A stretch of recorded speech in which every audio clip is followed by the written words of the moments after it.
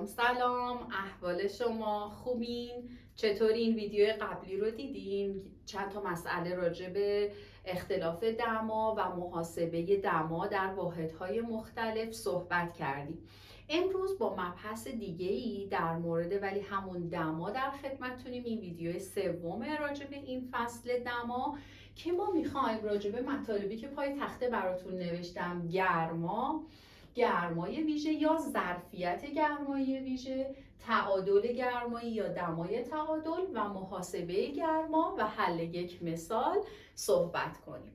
اولین مطلب راجع به گرماست. بچه‌ها، گرما صورتی از یک نوع انرژیه، یعنی خود گرما صورتی از انرژی به نام انرژی درونیه. مثلا وقتی شما یه جسم رو گرم میکنین، مثلا فرض کنین یه ظرفی رو روی شعله گاز قرار دارین بهش گرما میدین. انرژی شیمیایی ناشی از سوخت اون، حالا گاز یا هر ماده دیگه‌ای که داره به ظرف شما گرما میده و بعد گرما مثلا به ماده‌ای که داخل اونه انتقال پیدا میکنه، کجا میره؟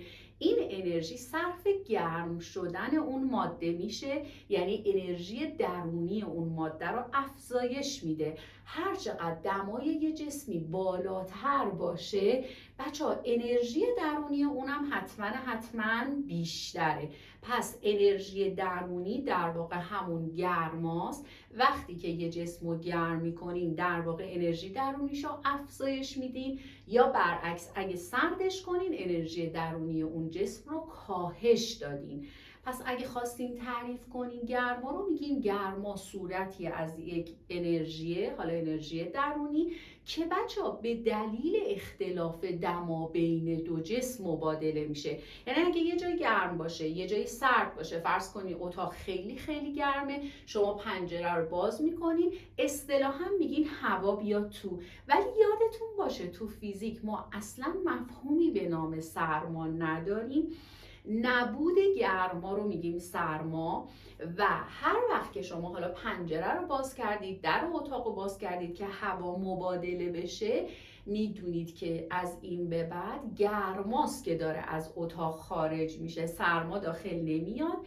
گرما همیشه از جایی که بیشتره میره به جایی که کمتره. اصطلاح سرماخوردگی که ما میگیم سرماخوردیم هم از لحاظ فیزیکی غلطه. در واقع ما گرمای بدنمون رو که از دست بدیم سرما میخوریم. پس یادتون باشه واژه سرما توی فیزیک یعنی نبودن گرما و همه چی در مورد گرما بحث میشه. حالا گرما از کجا به کجا رفته؟ از جای بیشتر به جای کمتر. پس تعریف گرما شد صورتی از انرژی که به دلیل اختلاف دما بین دو جسم مبادله میشه. این شد مفهوم گرما یا انرژی درونی. بچه‌ها، اگه بخواید راجع به گرمای ویژه یا ظرفیت گرمای ویژه صحبت کنید، ظرفیت گرمای ویژه رو با یک کمیتی به نام C نشون میدیم. واحدش هست ژول بر کیلوگرم درجه سانتیگراد. حالا چرا انقدر واحد طولانی و سخته؟ بگیم دلیلش چیه. ببینین، اولا هر ماده‌ای وقتی میگیم ویژه، منظورمون اینه که هر ماده‌ای یک گرمایی مخصوص به خودش یا ویژه خودش داره. یعنی اینکه چقدر به یه ماده گرما بدیم تا اون ماده که حالا جرمش 1 کیلوگرمه، دماش فقط به اندازه 1 درجه سانتیگراد بالا بره. به این مقدار گرما میگن گرمای ویژه. مثلا در مورد آب بچه‌ها این عدد خیلی خیلی بزرگه و این خیلی مسئله مهمی در طبیعت برای حفظ جانوران و جانداران که در مثلا زمانهایی که هوا خیلی خیلی سرد میشه، در واقع اینا به دلیل اینکه حالا مثلا جانوران آبزی یا جاندارانی که کف دریا یا دریاچه ها زندگی میکنن، به دلیل اینکه نمیتونن خیلی تبادل گرمایی با بیرون داشته باشن به دلیل ظرفیت گرمایی ویژه بالای آب، در طول هوای خیلی سرد اینا چی میشه؟ زنده میمونن.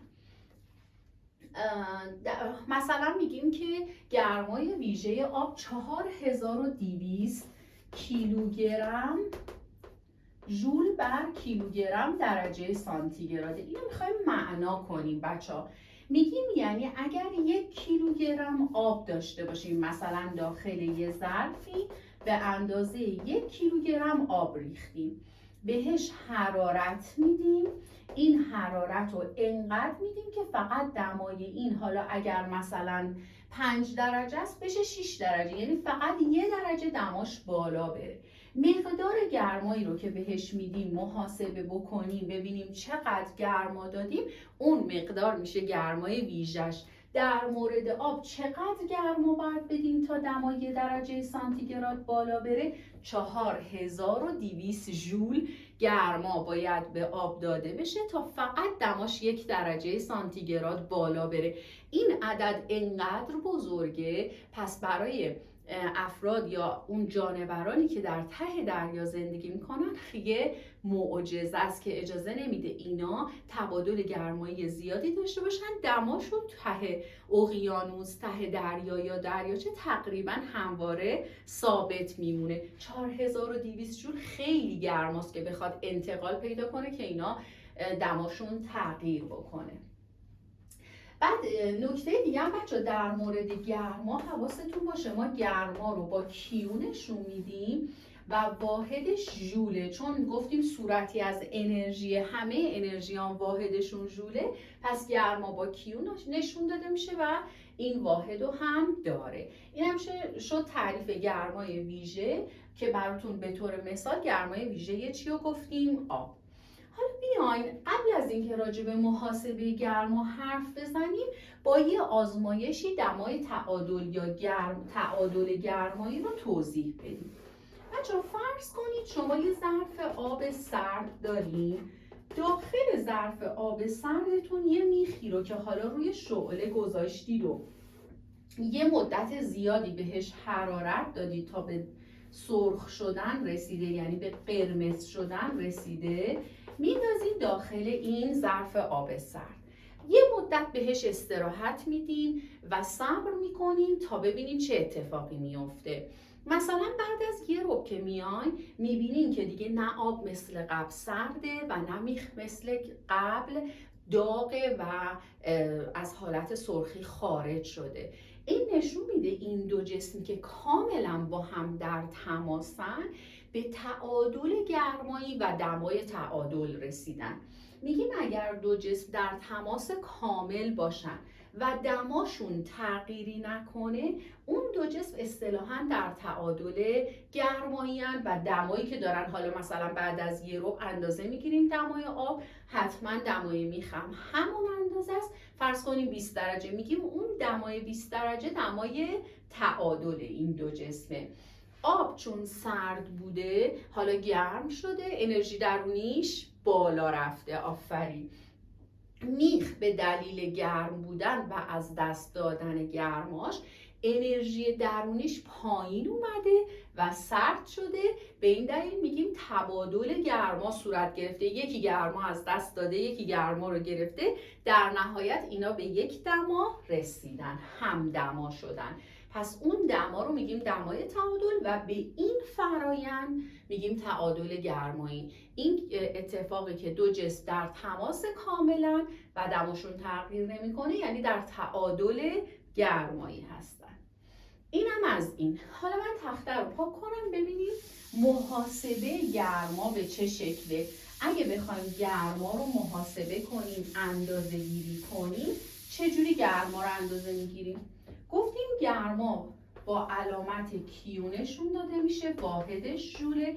یه فرمول داره، فرمولش اینه بچه‌ها، کیو مساویه با ام که جرمه ضرب بشه در گرمای ویژه یا ظرفیت گرمای ویژه و ضرب بشه در اختلاف چی بچه‌ها؟ دما. پس من میگم این کیو گرما واحدش ژول، ام جرم واحدش کیلوگرم، سی گرمای ویژه یا ظرفیت گرمای ویژه واحدش رو گفتیم ژول بر کیلوگرم درجه سانتیگراد.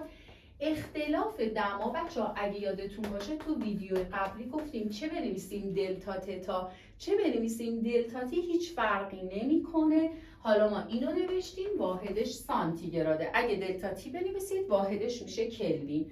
میتونید به جای دلتا تتا، تتا 2 منهای تتا 1 بذارید، اول اینو پیدا کنید بعد بذارید تو فرمول.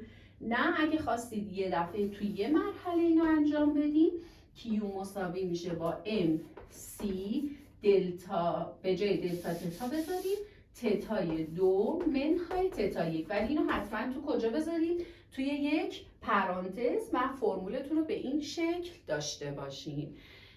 من فکر میکنم مبحث طولانی شد، اینو مثالش رو میذارم برای ویدیو بعدی، چند تا مثال مینویسم که هم بتونیم گرما رو محاسبه کنیم، هم ظرفیت گرمایی ویژه رو به طور کامل اونجا براتون توضیح بدیم. خسته نباشین. امیدوارم با لایک و کامنت و سابسکرایبتون منو حمایت کنین، به دوستاتونم ما رو معرفی کنید. خدا نگهدار.